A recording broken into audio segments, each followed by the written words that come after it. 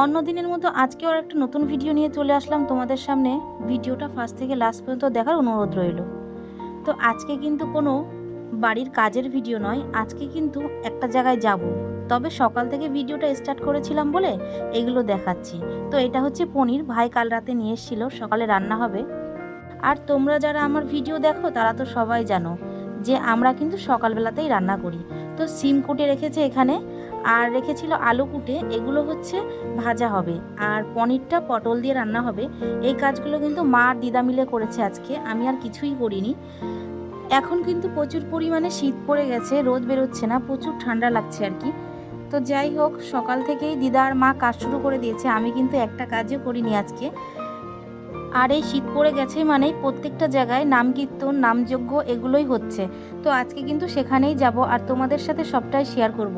পুরো ভিডিওটা কিন্তু দেখো সবাই, কেউ স্কিপ করে যেও না। তবে সকালবেলা হলেই একটা আমার অভ্যাস খারাপ, প্রচণ্ড গরম জল খাওয়া। তো শীত পড়ে গেছে আর গরম জল খাবো না সেটা কি হয়। তারপরে চলে গেলাম ব্রাশ করতে, ব্রাশটা নিয়ে চলে যাচ্ছিলাম রোদ্রে, কিন্তু আজ কিন্তু খুব একটা রোদ বেরায়নি।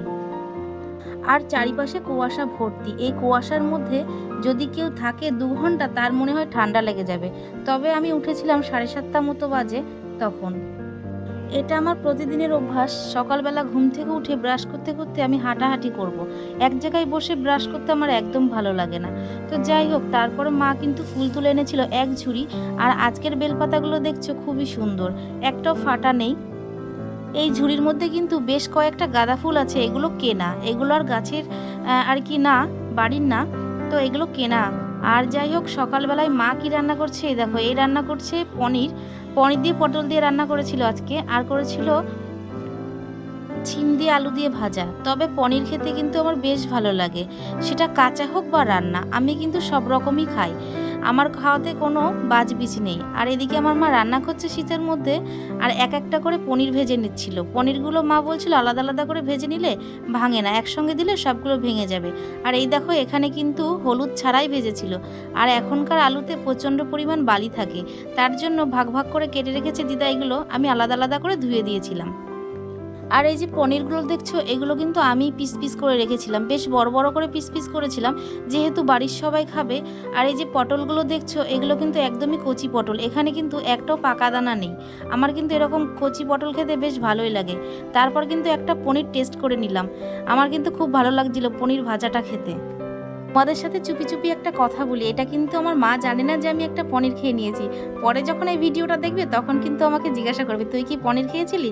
তো যাই হোক, বেরিয়ে পড়লাম আমরা কীর্তন শোনার উদ্দেশ্যে, আমি, পিসি, মা আর সাথে ছিল দিদা।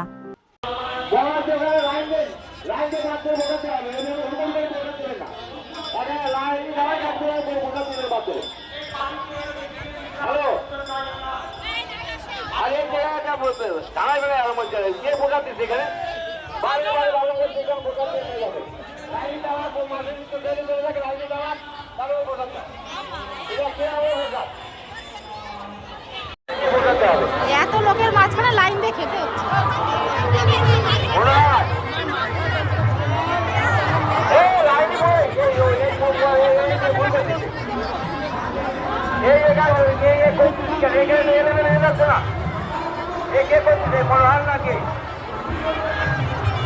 লাইন দিতে পারো, যারা বাদে তারা লাইন দিতে পারো, একে একে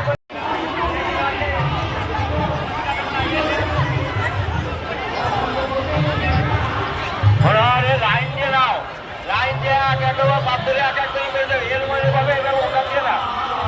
এইগুলো কি হচ্ছে ওখানে রুমি রয়েছে, রুমি ওই জায়গা তোমার আছে।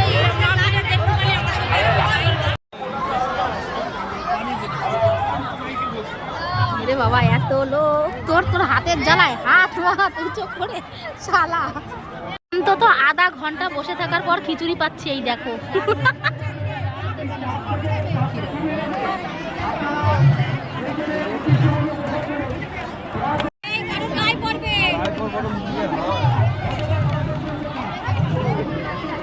বাবা পাইছে, পাওয়া গেছে একটুখানি ভোগ।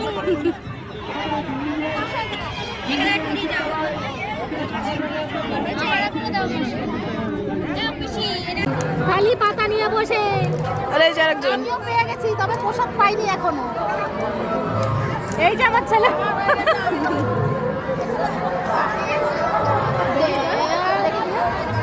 প্রসাদ খেতে গেলে এত কষ্ট করতে হয়, আজ প্রথম প্রসাদ খেতে গিয়ে কষ্ট করছি। বসে আছি আধা ঘন্টা ধরে, দিচ্ছে না কিন্তু। এবার এই হলো প্রসাদ কে দেবো? ও যাবো অবশ্যই, চলে একটু প্রসাদ দেখো। বুঝছি, তোমার মুখে ওঠে নেই। উঠেছে। বন্ধুরা প্রসাদ পেয়েছি, হ্যাঁ ভিডিও কোয়ালিটি ভালো। তো এই যে বন্ধুরা প্রসাদ কিন্তু পেয়েছি। তো এই দেখো আমার এই বোনটাও প্রসাদ পেয়েছে। এই দেখো আমার ছেলে অনেক অনেক কষ্ট করে। তো প্রসাদই হয়, তো এইটুকুই হোক। প্রসাদই হয়। তা জয় গোপাল।